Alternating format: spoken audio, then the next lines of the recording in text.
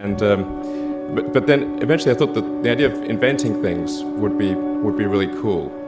And the reason I thought that was because I read a quote from Arthur C. Clarke, which said that a sufficiently advanced technology is indistinguishable from magic, and that's really true.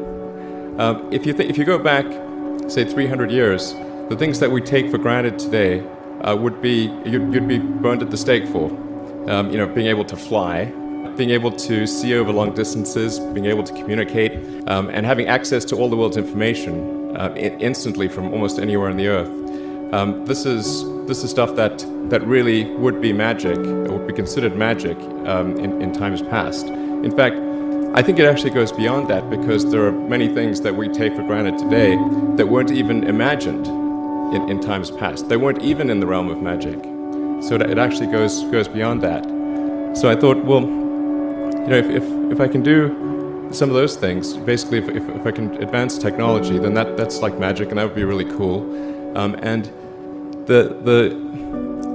I also had sort of a slight existential crisis, because I was trying to figure out what does it all mean? Like, what's the purpose of things? And I came to the conclusion that if we can advance the knowledge of the world, if we can do things that expand the scope and scale of consciousness, then we're better able to ask the right questions and become more enlightened, and that's really the only way forward. I think about what technology solution is necessary in order to achieve the particular goal, and then try to make as much progress in that direction as possible. I think being a multi-planet species and being out there among the stars is important for the long-term survival of humanity. But then the part that I find personally most motivating is that it creates a sense of adventure, and it makes people excited about the future. If you consider two futures, one where we are forever confined to Earth until eventually something terrible happens, or another future where we are out there on many planets, maybe even going beyond the solar system. I think that second version is incredibly exciting and inspiring, and there need to be reasons to get up in the morning. Life can't just be about solving problems. Otherwise, what's the point? There's got to be things that people find inspiring and make life worth living.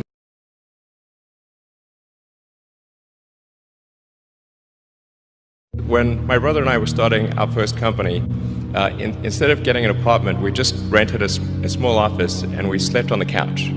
And we showered at the YMCA, and we're so hot up we had one computer, so the website was up during the day, and I was coding at night, 7 days a week, all the time.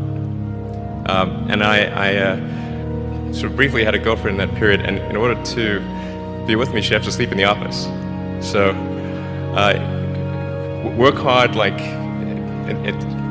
every waking hour. That's the thing I would say particularly if you're starting a company. A natural human tendency is wishful thinking.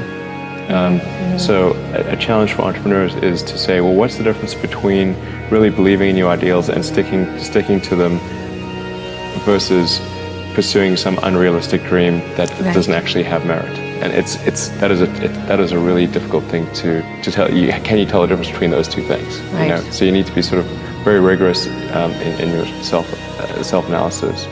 I think certainly extremely tenacious, and then just work like hell. I mean, you just have to put in 80 to 100 hour weeks every week. All those things improve the odds of success. Or how do you think about making a decision when everyone tells you this is a crazy idea? Or where do you get the internal strength to do that? Well, first of all, I'd say I actually think I feel fear quite strongly. So it's not as though I just have the absence of fear. I feel it quite strongly. But there are just times when something is important enough, you believe in it enough, that you do it in spite of fear. People shouldn't think, well, I feel fear about this, and therefore I shouldn't do it. It's normal to feel fear. So you just feel it and let the importance of it drive you to do it anyway? If you just accept the probabilities, then that diminishes fear. drive overrides fear. It's about believing in the future and thinking that the future will be better than the past. And I can't think of anything more exciting than going out there and being among the stars.